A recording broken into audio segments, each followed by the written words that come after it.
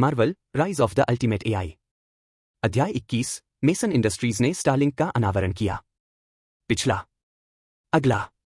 उस समय वहां मौजूद प्रत्येक रिपोर्टर ने अपने कैमरे मेसन इंडस्ट्रीज के जुड़वा टावरों की ओर घुमा लिए तथा उन दो रहस्यमय प्रतीकों पर ध्यान केंद्रित कर लिया जो अभी अभी प्रकट हुए थे। जितनी देर तक वे उन प्रतीकों को देखते रहे उतना ही वे बेचैन महसूस करने लगे। ऐसा लग रहा था मानो उन प्रतीकों में कोई ऐसी शक्ति हो जो उन्हें अपनी ओर खींच रही हो, उन्हें अपने अंदर छिपे रहस्यों को उजागर करने के लिए मजबूर कर रही हो। अरे, ये लोगों मुझे इतनी तीव्र अनुभूति क्यों देते हैं? हे भगवान, इन दो प्रतीकों का क्या मतलब है? क्या मेसन इंडस्ट्रीज फिर से अपना कारोबार विस्तार करने की योजना बना रही है? मिस्टर मेसन, क्या आप कृपया इन लोगों के पीछे का अर्थ समझा सकते हैं? स्काईनेट और अम्ब्रेला क्या दर्शाते हैं? जब ट्विन टावर्स उन आकर्षक प्रतीकों से जगमगा उठे तो भीड़ में अटकलों की फुसफुसाहट फैल गई। चमकते प्रतीक प्रकाश स्तंभों की तरह लग रहे थे जो उन पर नजर डालने वाले हर व्यक्ति को मोहित और मंत्रमुग्ध कर रहे थे। नॉर्मन ऑसबॉर्न और टोनी स्टार्क मेहमानों के बीच खड़े होकर अपने सिर को ऊपर झुकाकर गंभीर भाव से प्रतीकों का निरीक्षण कर रहे थे। यद्यपि उन्हें इस बात का कोई अंदाजा नहीं था कि जीन मेसन इन लोगों को प्रकट करके क्या चाहते थे, फिर भी उनमें से किसी ने भी इसे हल्के में लेने की हिम्मत नहीं की। इस बीच भीड़ के दूसरे हिस्से में निक फ्यूरी ने ऊंची ऊंची गगनचुंबी इमारतों को देखते हुए अपनी एक अच्छी आंख सिकोड़ी। उसकी आवाज धीमी थी और उसने पूछा, क्या आपको पता चला है कि वे प्रतीक किसका प्रतिनिधित्व करते हैं? उनके पास खड़े फिल कूलसन ने जल्दी से जानकारी निकाली और रिपोर्ट की, डायरेक्टर, हमने अभी ट्रेडमार्क डेटाबेस की जांच की है। ये मेसन इंडस्ट्रीज के तहत नए पंजीकृत ब्रांड हैं। लाल और सफेद छाता अम्ब्रेला का प्रतिनिधित्व करता है, जबकि नीला वेब जैसा प्रतीक स्काईनेट कहलाता है। छाता स्काईनेट। फ्यूरी ने धीरे धीरे नाम दोहराए जैसे कि कुछ कड़वा स्वाद चख रहा हो। वह कारण नहीं बता सका, लेकिन उसे बेचैनी का गहरा एहसास हुआ। एक आंतरिक भावना ने उसे बताया कि जीन मेसन के बारे में कुछ ठीक नहीं था। लेकिन वास्तव में वह क्या था? उसी समय जीन आगे बढ़ा और अपनी उंगलियां चटका दी। उसके पीछे अचानक हवा में एक होलोग्राफिक स्क्रीन प्रकट हुई जिस पर स्काईनेट का प्रतीक चमकीला चमक में प्रदर्शित हो रहा था। पूरी भीड़ सदमे में आ गई। हे भगवान, यह क्या है? क्या यह स्क्रीन अचानक हवा से प्रकट हो गई? क्या यह होलोग्राफिक डिस्प्ले है? यह अवास्तविक है। यह विज्ञान का चमत्कार है। यहां तक कि टोनी स्टार्क भी, जो किनारे से यह सब देख रहे थे, दंग रह गए। उन्होंने भी होलोग्राफिक तकनीक में हाथ आजमाया था। उनकी निजी प्रयोगशाला में भी इसी तरह के डिस्प्ले थे, लेकिन वे ज्यादातर दिखावे के लिए थे। वे अभी तक बड़े पैमाने पर इस्तेमाल के लिए व्यावहारिक नहीं थे। तथापि अब जीन मेसन ने बिना किसी प्रयास के सभी के सामने एक पूर्णतः कार्यात्मक, वास्तविक समय वाली होलोग्राफिक स्क्रीन का निर्माण कर दिया है। आश्चर्यचकित फुसफुसाहट को अनदेखा करते हुए जीन मेसन ने अंततः अपनी आवाज स्थिर और आत्मविश्वास से भरी हुई कही, मेसन इंडस्ट्रीज अपनी अगली बड़ी परियोजना शुरू करेगी। जैसे ही उन्होंने यह कहा, उनके पीछे होलोग्राफिक स्क्रीन पर दृश्यों का एक नया सेट दिखाई दिया। इस वर्ष से शुरू करके अगले वर्ष तक मेसन इंडस्ट्रीज पृथ्वी की निचली कक्षा में 10,000 से अधिक लघु उपग्रहों को प्रक्षेपित करेगी, जिससे सभी के लिए निःशुल्क वैश्विक इंटरनेट पहुंच उपलब्ध होगी। भीड़ में अराजकता फैल गई। कुछ लोगों ने सहज ही अपने कान रगड़ लिए, मानो उन्होंने उसकी बात गलत सुन ली हो। मुफ्त इंटरनेट, 10,000 उपग्रह।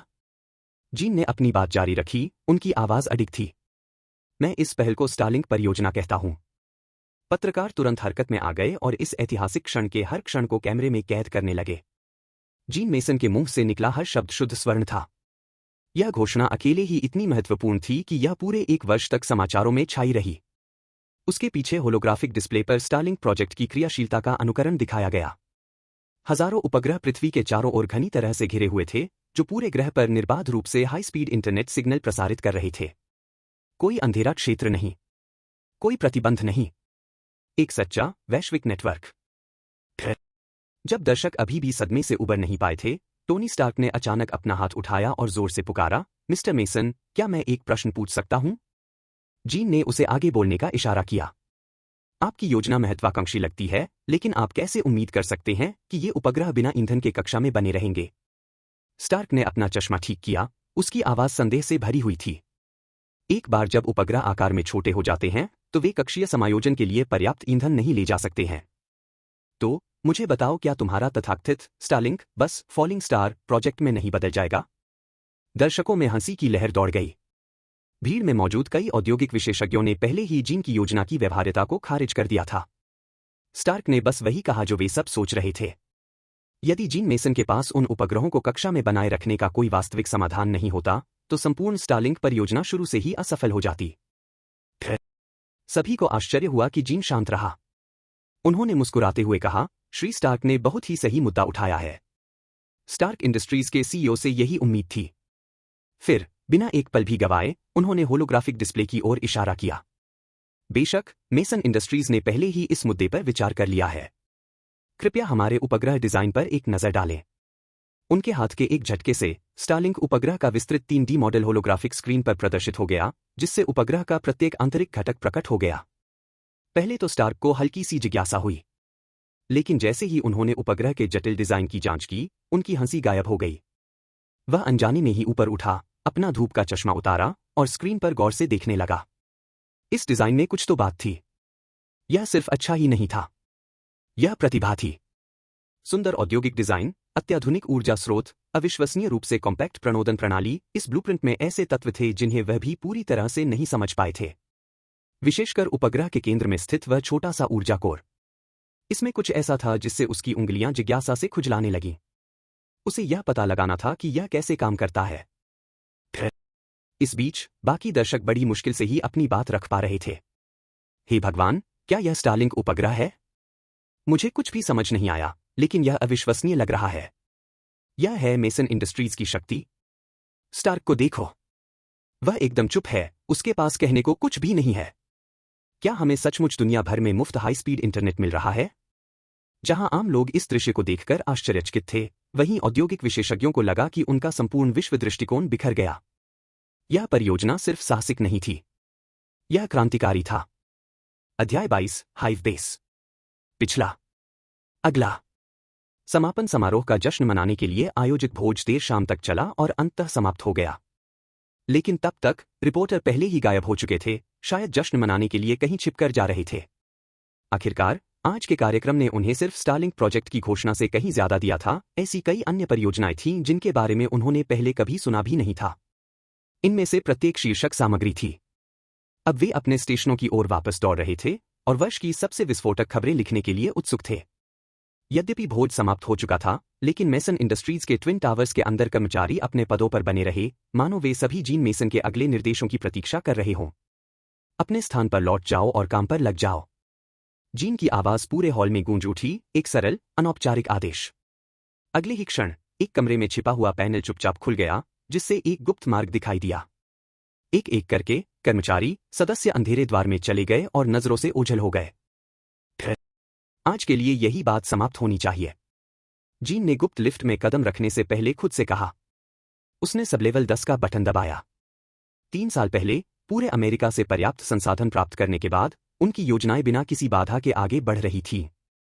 उन्होंने इस दुनिया में खुद को सफलतापूर्वक स्थापित कर लिया था, एक अडिग आधार प्राप्त कर लिया था। और अब मेसन इंडस्ट्रीज के ट्विन टावर्स के नीचे, जमीन से सैकड़ों मीटर नीचे, उनकी 2 सबसे महत्वाकांक्षी परियोजनाओं के छिपे हुए गढ़ मौजूद हैं, हाइव बेस और स्काईनेट बेस। डिंग। जैसे ही लिफ्ट के दरवाजे खुले, एक ठंडी, यांत्रिक आवाज विशाल भूमिगत परिसर में गूंज उठी। पहचान की पुष्टि हुई, SSS स्तर की मंजूरी। पदनाम T5000। जीन के शरीर पर एक हल्की सुनहरी चमक उठी जब उसका जैविक भेस भंग हो गया तथा उसका असली रूप सामने आया, एक उन्नत रोबोट संरचना। उसकी चिकनी, धातुई सतह दोष रहित रूप से चिकनी थी, उसका ढांचा निर्बाध एकीकरण का उत्कृष्ट नमूना था, जो तकनीकी श्रेष्ठता और औद्योगिक पूर्णता दोनों को दर्शाता था। वह विकसित हो चुका था। प्रारंभिक T800 मॉडल से ही उन्होंने लगातार स्वयं को उन्नत करने का काम किया था, बार बार। अब वह शिखर पर पहुंच गए थे, T5000। अपनी कृत्रिम आंखें बंद करके जीन ने अपनी चेतना में आने वाले डेटा के अंतहीन प्रवाह को छानकर सबसे प्रासंगिक जानकारी को छांट लिया। और वह वहां था। टी वायरस अनुसंधान व्यवहार्यता रिपोर्ट।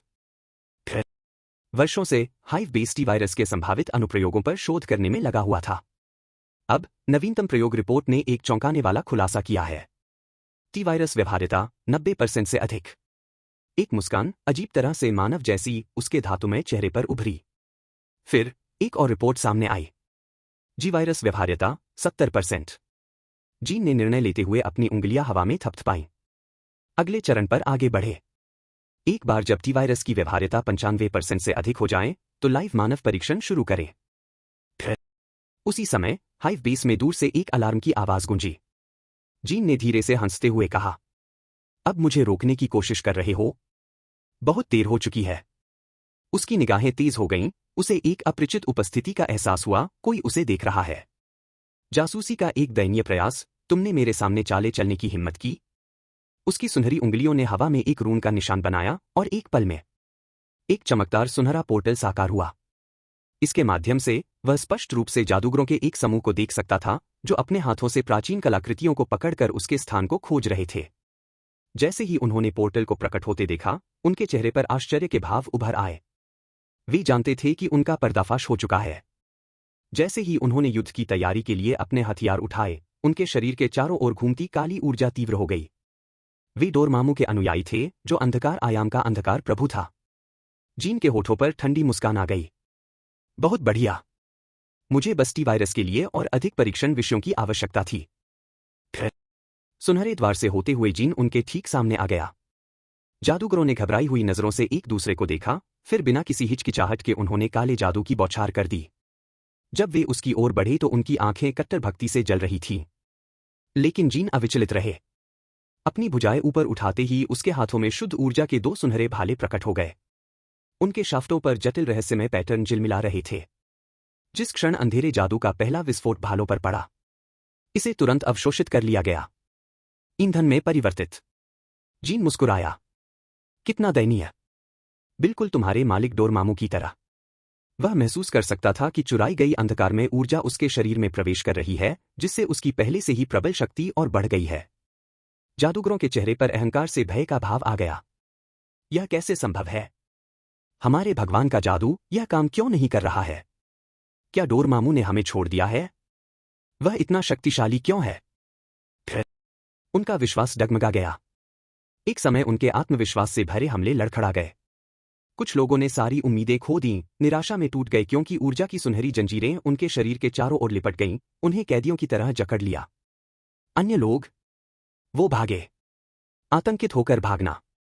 लेकिन चाहे उन्होंने भागने की कितनी भी कोशिश की हो, जीन हमेशा उनके पीछे ही था, एक अथक छाया की तरह, जैसे अपरिहार्य प्रलय। और अंत में एक भी नहीं बच पाया। जीन ने संतुष्ट होकर अपने बंदियों का निरीक्षण किया। आज अच्छी फसल हुई है, वह बुदबुदाया। इससे हमारे टी वायरस अनुसंधान में काफी तेजी आएगी। एक ही सुनहरी चमक के साथ वह और संयमित डोरमामू अनुयायी गायब हो गए, हाइव बेस पर वापस लौट आए। बिना एक बार भी देखे उसने उन्हें कारावास की कोठरियों में फेंक दिया। उनका भाग्य तय हो चुका था। अब वे परीक्षण विषय थे और टी वायरस प्रयोग एक नए चरण में प्रवेश करने वाले थे। लेखक का नोट। नमस्कार पाठकों, आप सोच रहे होंगे कि जीन मेसन ने जादुई क्षमताएं कैसे हासिल की। अपने घुसपैठ मिशन के दौरान वह कमरताज में भी घुसने में कामयाब रहा और इसके सबसे पवित्र ग्रंथों और कलाकृतियों तक पहुंच प्राप्त की, ऐसा ज्ञान जो मंदिर के अपने छात्रों के लिए भी वर्जित था। इसके अभिलेखागार की गहराई में जाकर उसने क्वांटम प्रोसेसर के भीतर रहस्यमय ऊर्जा को संग्रहित करने और उसमें हेरफेर करने का एक तरीका तैयार किया, जिससे उसका साइबरनेटिक शरीर अमानवीय गति से मंत्रों का जाप कर सके। अपने आंतरिक सिस्टम पर सीधे रहस्यमय रूनों को उकेरकर उसने जादूटोने को तकनीक के साथ मिला दिया, जिससे वह जादू और मशीन दोनों के माध्यम में बदल गया। वह प्राचीन वन का सबसे उल्लेखनीय शिष्य भी बन गया। अध्याय 23, फ्रोजन लिगेसी और लॉ जेल। पिछला। अगला। कल मेसन इंडस्ट्रीज ट्विन टावर्स का आधिकारिक रूप से निर्माण पूरा हो गया, जिसमें श्री जीन मेसन ने मुख्य भाषण दिया। प्रौद्योगिकी का शिखर, Mason industries twin towers. Jean Mason ने स्टारलिंक परियोजना की घोषणा की। विशेषज्ञों ने स्टारलिंक परियोजना की प्रशंसा की, एक प्रतिभाशाली दृष्टिकोण। अगली सुबह जीन मेसन ने इत्मीनान से ताज़ा सुर्खियां देखी। जैसा कि अपेक्षित था, ज्यादातर खबरें कल मेसन इंडस्ट्रीज ट्विन टावर्स के भव्य उद्घाटन के इर्द गिर्द घूम रही थी। हालांकि इंटरनेट के एक दूर कोने में एक अलग शीर्षक ने उनका ध्यान खींचा। स्टार्क इंडस्ट्रीज रक्षा विभाग के साथ बातचीत कर रही है, क्या जेरिको मिसाइल सेना की नई पसंदीदा बन जाएगी? जीन ने खुशी से मुस्कुराते हुए कहा, तो मुख्य कहानी आखिरकार शुरू हो गई है। लेकिन उससे पहले उसे कुछ और अधिक दिलचस्प काम करना था। आर्कटिक महासागर, एक विस्मृत अवशेष। आर्कटिक महासागर के बर्फीले विस्तार में दूर मेसन इंडस्ट्रीज का प्रतीक चिन्ह लगा एक विशाल अनुसंधान पोत जमे हुए पानी में चुपचाप बह रहा था। डेक पर कामगार खड़े थे, सभी ने मेसन इंडस्ट्रीज की वर्दी पहन रखी थी, फिर भी उनके चेहरों पर कोई भावना नहीं दिख रही थी। सुनहरे प्रकाश की चमक में जीन मेसन डेक पर प्रकट हुए। एक भावनाशून्य कर्मचारी ने बताया, विश्लेषण के अनुसार हमने उस पुराने विमान के दुर्घटना स्थल का पता लगा लिया है। कुछ ही दूरी पर मेसन इंडस्ट्रीज की भारी भरकम मशीनें बर्फ के ऊपर गड़गड़ा रही थीं। हड्डियों को कंपा देने वाली ठंड से बेपरवाह दर्जनों कर्मचारी बिना किसी सुरक्षात्मक उपकरण के सीधे बर्फीले पानी में कूद पड़े। बर्फ के नीचे डूबे एक विशाल विमान को सुरक्षित करने के लिए जंजीरों की खनक सुनाई दी। एक गहरी, गूंजती हुई कराह के साथ मलबे को धीरे धीरे सतह पर खींचा गया। जैसे ही विमान का धड़ बाहर आया, कई कर्मचारी आगे बढ़े और अपने नंगे हाथों से जमी हुई धातु को खोलने लगे। अंदर बर्फ की मोटी परत में लिपटे हुए महान स्टीव रोजर्स थे, खुद कैप्टन अमेरिका। जीन करीब आया और रहस्यमय मुस्कान के साथ उस पूरी तरह से संरक्षित आकृति को देखने लगा। तो वह पहला बदला लेने वाला आ गया है। उसकी आवाज में रहस्य भरा हुआ था। लेकिन फिर उसके होठों पर एक भयावह मुस्कुराहट आ गई। ज्यादा समय तक नहीं। जल्द ही आपका पुनर्जन्म अम्ब्रेला कॉर्पोरेशन के कप्तान के रूप में होगा। उसने आकाश की ओर संकेत करने से पहले बर्फीली कब्र को थपथपाया। अचानक एक चिकना हाइपरसोनिक लड़ाकू जेट अस्तित्व में आया। जैसे ही वह नीचे उतरा, उसका ऑप्टिकल छलावरण निष्क्रिय हो गया। जेट पर अम्ब्रेला कॉर्पोरेशन का प्रतीक चिन्ह था, जो बायोटेक्नोलॉजिकल उन्नति के लिए समर्पित मेसन इंडस्ट्रीज की गुप्त शाखा है। एक व्यक्ति बाहर आया और उसने बड़ी आसानी से जमे हुए सुपरसैनिक को उठा लिया और उसे विमान में ले गया। यह ईगल क्लास फाइटर था, जो भूमिगत स्काईनेट बेस के भीतर तैयार किया गया एक अत्याधुनिक युद्ध मशीन था। वायुमंडल में मैक 3 तक पहुंचने और अंतरिक्ष यात्रा में सहज रूप से संक्रमण करने में सक्षम, यह दोहरी ऑप्टिकल और रडार स्टील्थ क्षमताओं से लैस था, आसमान का एक शीर्ष शिकारी। जीन की आवाज शांत लेकिन आदेशात्मक थी। उसे वापस ले जाओ। एक नियंत्रण चिप स्थापित करो। फिर पिघलने की प्रक्रिया शुरू करो। वह रुक गया, उसकी आंखें प्रत्याशा से चमक रही थीं। जब टी-वायरस शोध 95% व्यवहार्यता तक पहुंच जाए, तो उसे इंजेक्शन लगा दे। मैं बहुत उत्सुक हूं, जब टी-वायरस सुपर सोल्जर सीरम के साथ मिल जाएगा तो क्या होगा। इस बीच रेगिस्तान के बीच में, जबकि जीन अतीत से एक अवशेष को पुनः प्राप्त करने में व्यस्त था, टोनी स्टार्क दुनिया के दूसरी ओर अपनी नवीनतम उपलब्धि पर गर्व महसूस कर रहा था। अमेरिकी सैनिकों के एक समूह के साथ वह अपने नवीनतम आविष्कार जेरिको मिसाइल का प्रदर्शन करने के लिए एक सुदूर रेगिस्तानी स्थान पर पहुंचे थे। उच्च पदस्थ सैन्य अधिकारियों की कतार के सामने खड़े होकर स्टार्क ने आत्मविश्वास भरी मुस्कान के साथ अपनी बाहें फैला दी। और अब सज्जनों, देखिए जेरिको मिसाइल। नाटकीय ढंग से मिसाइल आसमान में उड़ी। कुछ सेकंड बाद पूरे इलाके में शक्तिशाली विस्फोटों की एक श्रृंखला शुरू हो गई, जिससे रेगिस्तान में सदमे की लहरें फैल गईं। एकत्रित अधिकारियों ने एक दूसरे को प्रभावित दृष्टि से देखा। स्टार्क इंडस्ट्रीज को लंबे समय से अमेरिकी हथियार उद्योग का शिखर माना जाता रहा है, या कम से कम मेसन इंडस्ट्रीज के इस क्षेत्र में प्रवेश करने से पहले ऐसा माना जाता था। वास्तव में सैन्य हलकों में एक कहावत प्रचलित हो गई थी, स्टार्क इंडस्ट्रीज दुनिया में सबसे अच्छे हथियार बनाती है, जब तक कि मेसन इंडस्ट्रीज एक बेहतर हथियार बनाने का फैसला नहीं करती। सफल वार्ता के बाद स्टार्क अपने नवीनतम सौदे की खुशी में सैनिकों के साथ बख्तरबंद काफिले में सवार हो गया। और फिर घात लगाकर हमला हुआ। काफिले के चारों ओर विस्फोट होने लगे और आसपास की पहाड़ियों से गोलियां चलने लगीं। अराजकता फैल गई। नरसंहार के बीच जब उसकी दृष्टि धुंधली हो गई और चेतना लुप्त हो गई, टोनी स्टार्क को कुछ ऐसी चीज की झलक दिखी जिसने उसके खून को ठंडा कर दिया। एक मिसाइल। कोई भी मिसाइल नहीं, एक मेसन इंडस्ट्रीज मिसाइल। और फिर सब कुछ अंधकारमय हो गया। जब टोनी स्टार्क की नींद खुली तो उसने खुद को एक मंद रोशनी वाली गुफा के अंदर पाया।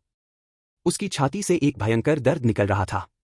वह हिलने की कोशिश कर रहा था, तभी उसे एहसास हुआ कि उसके सीने में एक अपरिष्कृत विद्युत चुंबक घुसा हुआ था। आप पर मेसन इंडस्ट्रीज का बम गिरा है, एक शांत आवाज ने उन्हें बताया। स्टार्क ने अपना सिर घुमाकर यिनसेन को देखा, जो एक साथी कैदी और एक अप्रत्याशित सहयोगी था। यदि आप नहीं चाहते कि धातु के टुकड़े आपके हृदय को छिन्न भिन्न कर दें, तो मेरा सुझाव है कि आप उस चुंबक को न हटाएं। इससे पहले कि स्टार्क अपनी स्थिति को पूरी तरह समझ पाता, सशस्त्र आतंकवादियों का एक समूह विदेशी भाषा में आदेश देते हुए गुफा में घुस आया। यिनसेन ने अनुवाद किया। वे चाहते हैं कि आप उनके लिए वही मिसाइल बनाएं जिसका आपने पहले प्रदर्शन किया था। स्टार्क चुप रहा। लेकिन अंदर ही अंदर उसका दिमाग पहले से ही ओवरटाइम काम कर रहा था, एक योजना तैयार कर रहा था, मिसाइल बनाने के लिए नहीं, बल्कि इस नरक से बाहर निकलने का रास्ता बनाने के लिए। टोनी स्टार्क के अपहरण की खबर जंगल में आग की तरह फैल गई, जिससे पूरे अमेरिका में हड़कंप मच गया। हे भगवान, यह कैसे हुआ? स्टार्क के बिना स्टार्क इंडस्ट्रीज मेसन इंडस्ट्रीज के साथ कैसे प्रतिस्पर्धा करेगी? क्या यह वह क्षण है जब मेसन इंडस्ट्रीज और ऑस्कॉर्प अंतः प्रभुत्व के लिए संघर्ष करेंगे? सार्वजनिक अटकलें तेज हो गईं। लेकिन स्काईनेट बेस के अंदर जीन मेसन बस एक प्रसन्न मुस्कान के साथ अराजकता को पनपते हुए देख रहे थे। उसके सामने एक होलोग्राफिक स्क्रीन तैर रही थी जिसमें स्टार्क की कैद का सजीव दृश्य दिखाया जा रहा था। हम्मा, जिस समूह ने उसका अपहरण किया था। जीन ने अपनी आंखें सिकोड़ते हुए स्क्रीन पर दिखाई दे रहे चित्रों का अध्ययन किया। वे 10 रिंग्स के सदस्यों की तरह दिखते हैं। उसके चेहरे पर एक धूर्त मुस्कान फैल गई। बहुत दिलचस्प। अध्याय 24, तुम बहुत कमजोर हो, मंदारिन। पिछला। अगला। यिनसेन, कंप्यूटर पर बटन दबाओ और प्रोग्राम प्रारंभ करो। अंधेरी गुफा के अंदर टोनी स्टार्क एक विशाल लोहे के सूट में लिपटा हुआ था और तेजी से बोल रहा था। ओह, ठीक है। यिनसेन कंप्यूटर की ओर दौड़ा और टोनी के निर्देशानुसार कीबोर्ड पर तेजी से टाइप करने लगा। नहीं, यह पर्याप्त तेज नहीं है। समय नहीं है। मैं उन्हें रोक लूंगा। कार्यक्रम आरंभ करने के बाद यिनसेन अपना मन बनाने से पहले एक क्षण के लिए चुप हो गया। उसे स्टार्क के लिए कुछ समय खरीदना था। AK-47 को पकड़कर यिनसेन ने दृढ़ निश्चय के साथ चिल्लाया और आगे बढ़ा। लेकिन इससे पहले कि वह गोली चला पाता, उसकी अभिव्यक्ति भय से जम गई। उसने जो देखा वह तर्क से परे था। वह यह भी नहीं जानता था कि उसका वर्णन कैसे करे। धातु की चमक वाले गहरे काले कवच में लिपटा एक व्यक्ति उसके सामने खड़ा था। उसकी सतह पर हल्की नीली ऊर्जा प्रवाहित हो रही थी और उसका वियाकार का छज्जा एक भयानक लाल रंग में चमक रहा था। इस आकृति के पीछे युद्ध का मैदान लाशों से अटा पड़ा था। कुछ खून से लथपथ पड़े थे, जबकि अन्य लोग चमकते हुए सुनहरे बंधनों से बंधे हुए थे और असहाय होकर जमीन पर कराह रहे थे। हे भगवान! यिनसेन ने अनजाने में ही बड़बड़ाते हुए कहा और उसकी आंखें चौड़ी हो गईं। तभी उसे यह देखकर आश्चर्य हुआ कि किसी ने उनकी दिशा में रॉकेट छोड़ा था। झनकार! काले कवच वाली आकृति के पीछे एक सुनहरी गोलाकार ढाल उभरी जो प्राचीन और जटिल पैटर्न से चमक रही थी। आने वाली मिसाइल ने सीधे उस पर हमला किया और हवा में गायब हो गई। यिनसेन ने पहले कभी ऐसा कुछ नहीं देखा था। उसका पूरा शरीर अनायास ही कांप उठा। यिनसेन, मैं तुम्हें बचाने के लिए यहां हूं। अपने अस्थायी लोहे के सूट के अंदर टोनी स्टार्क का सिस्टम आखिरकार आरंभ हो गया था। भारी, खनकते कदमों के साथ वह गुफा के प्रवेश द्वार की ओर बढ़ा, लेकिन जब उसने काले कवच वाले व्यक्ति को देखा तो वह वहीं जम गया। इलेक्ट्रॉनिक इंजीनियरिंग में प्रतिभाशाली होने के बावजूद स्टार्क को यह पता नहीं था कि इस रहस्यमय प्राणी को किस प्रकार की तकनीक शक्ति प्रदान करती है। फिर उसने अपने खुद के कच्चे, भारी धातु के सूट पर नजर डाली। उसके सामने जो खड़ा था, उसकी तुलना में यह महसूस हुआ हास्यास्पद। उनके बीच का अंतर बहुत ज्यादा था। आप कौन हैं? स्टार्क ने सावधानी से पूछा। आकृति ने कोई प्रतिक्रिया नहीं दी। इसके बजाय उसका वियाकार का छज्जा लाल चमक के साथ टिमटिमाया। कुछ ही सेकंड बाद उसके शरीर से बिजली की चांदी सफेद किरणें निकलीं, जो स्टार्क और यिनसेन दोनों पर गिरीं। खैर, मुझे लगता है कि यह एक अच्छा काम माना जाएगा, है ना? बेहोश टोनी स्टार्क और यिनसेन को देखकर जीन मुस्कुराया। सुनहरे प्रकाश की चमक के साथ उनके शरीर गायब हो गए, दूर रेगिस्तान में पहुंच गए। फिर जीन ने अपनी नजर क्षितिज की ओर घुमाई। मुझे पता है तुम वहां हो। बाहर आओ, उसने पुकारा। आज वह यहां इसलिए आया था ताकि छिपे हुए मास्टरमाइंड मंदारिन से निपट सके। मैंने उन सरदारों को मिटा दिया है जिनका तुम समर्थन कर रहे थे, जीन ने अपनी आवाज में मजाक उड़ाते हुए कहा। अगर तुम अब भी परछाई में दुबके रहोगे तो मेरे पास कहने के लिए और कुछ नहीं है। मुझे लगता है कि आप अपने बाकी दिन कछुए की तरह छिपकर बिताएंगे और अपने सभी दुश्मनों के बुढ़ापे में मरने का इंतजार करेंगे। रेगिस्तान की हवा कांप उठी। आकाश काला हो गया। अचानक एक उग्र रेत का तूफान आया जो एक अप्राकृतिक शक्ति की तरह जीन के चारों ओर घूमने लगा। तूफान के बीच धीरे धीरे एक छाया उभरी। तुम साहसी हो, एक ठंडी, बूढ़ी आवाज तूफान में गूंजी। और इसके लिए तुम मर जाओगे। लाल रंग की ऊर्जा की एक किरण तीव्र गति से जीन की ओर बढ़ी। जीन स्थिर खड़ा रहा और भावशून्य भाव से आक्रमण को आता हुआ देखता रहा। ऊर्जा किरण उसके कवच पर लगी, जिससे केवल एक हल्का सा झुलसने का निशान रह गया। कुछ ही सेकंड में उसके शरीर पर झुंड बनाकर घूम रहे नैनोबॉट्स ने पूरी तरह से नुकसान की मरम्मत कर दी। यदि आपके पास केवल इतना ही है तो हो सकता है कि मैंने आपका अधिक आकलन कर लिया हो। उसके शब्द एक ब्लेड की तरह थे जो तेज हवाओं को चीरते हुए आगे बढ़ रहे थे। मंदारिन का हावभाव अस्पष्ट था, लेकिन उसकी आवाज ठंडी हो गई। आपको ऐसा कहने पर पछतावा होगा। अचानक जीन पर अंधकार छा गया। इस अप्राकृतिक शून्य के भीतर जीन के सेंसरों ने गुरुत्वाकर्षण में उतार चढ़ाव और आसपास के विद्युत क्षेत्रों में गड़बड़ी को पकड़ लिया। क्या यही है? जीन ने उपहास किया। उसके शरीर से एक सुनहरी चमक निकली जिसने चारों ओर फैल रहे अंधकार को तुरंत दूर कर दिया। उसकी पसलियों और पीठ पर लगे थ्रस्टर्स प्रज्वलित हो गए जिससे एक ज्वलंत लाल प्रणोदन निकला जिसने उसे भयावह गति से मंदारिन की ओर धकेल दिया। मंदारिन की आंखें आश्चर्य से चौड़ी हो गईं।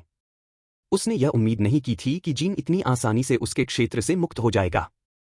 पदार्थ पुनर्निर्माण। मंदारिन की उंगलियों की 10 अंगूठियां चमक उठीं और उसने युद्ध के लिए अपनी पूरी शक्ति दिखा दी। लेकिन जितनी देर तक वे लड़ते रहे उतना ही उसका दिल भय से भरता गया। जीन बहुत ज्यादा ताकतवर था।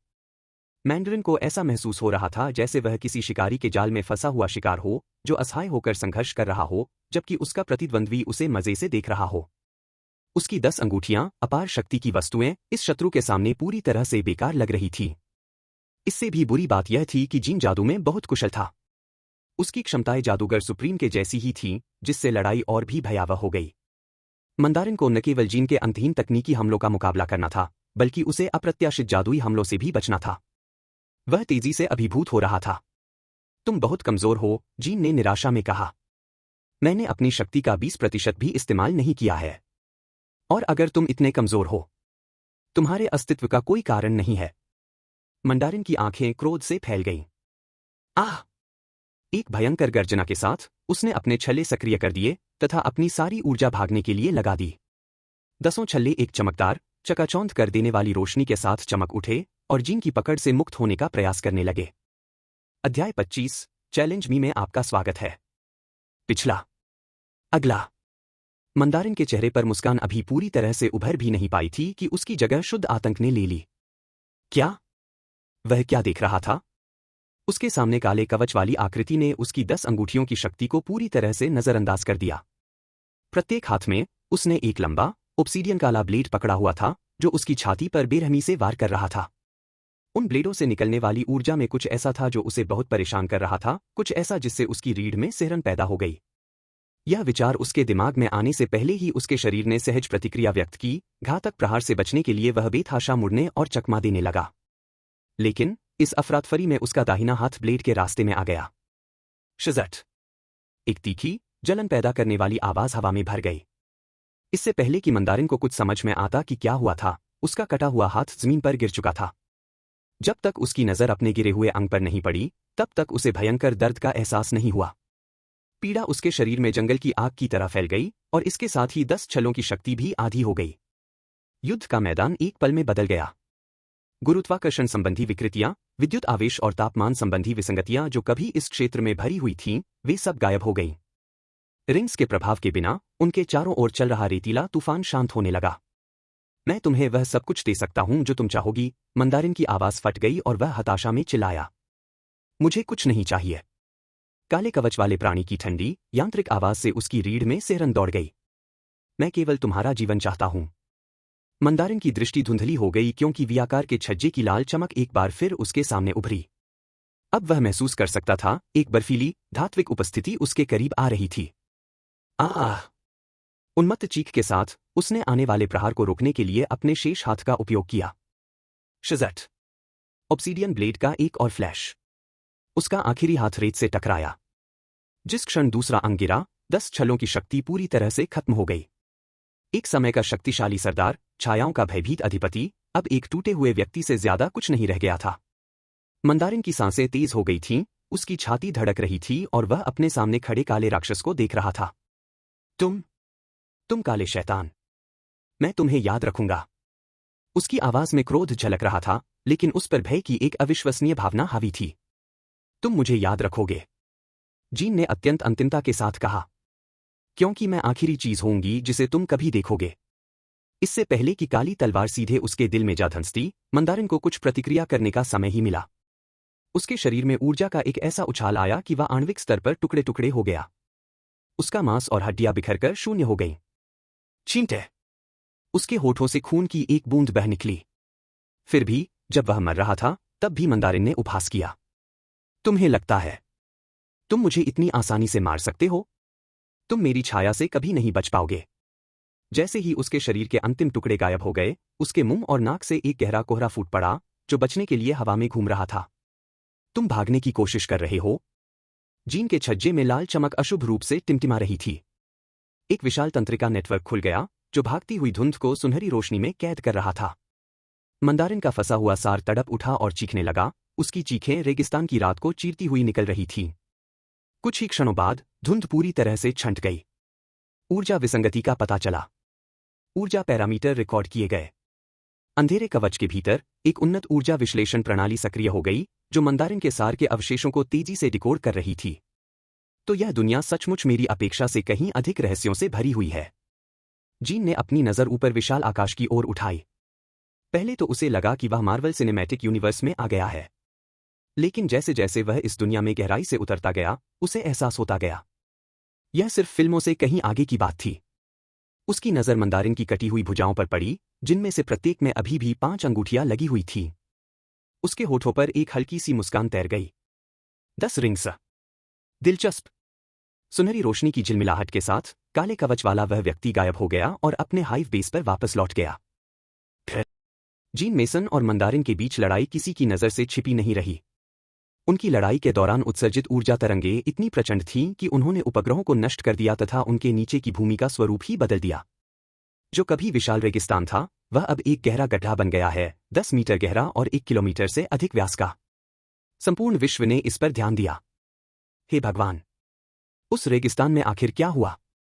ऊर्जा रीडिंग चार्ट से बाहर थी। क्या यह एक एलियन आक्रमण है? यह कैसे संभव है? पूरा इलाका ही बदल दिया गया। क्या उपग्रह सर्वेक्षण से कोई परिणाम प्राप्त हुआ है? निकटतम सैन्य बलों को तुरंत तैनात करें। फिर शील्ड मुख्यालय में ट्रिस्केलियन के अंदर निक फ्यूरी निश्चल बैठे थे। उनकी एक आंख उनके सामने स्क्रीन पर उच्च रिजोल्यूशन उपग्रह चित्रों पर टिकी हुई थी। ऊर्जा स्पाइक की विशाल मात्रा ने सेंसरों को अभिभूत कर दिया था, एक ऐसी घटना जिसका सामना फ्यूरी ने पहले कभी नहीं किया था। स्थिति रिपोर्ट। उसकी आवाज धीमी और स्थिर थी, लेकिन उसके नीचे तनाव झलक रहा था। निदेशक महोदय, हमने सारी कंप्यूटिंग शक्ति छवि पुनर्निर्माण के लिए लगा दी है। हम 50% काम पूरा कर चुके हैं। पूर्ण विश्लेषण तक अनुमानित समय 30 मिनट। एजेंट मारिया हिल की आवाज हमेशा की तरह तीखी और प्रभावी थी, लेकिन वह भी अपनी बेचैनी को पूरी तरह से छिपा नहीं सकी।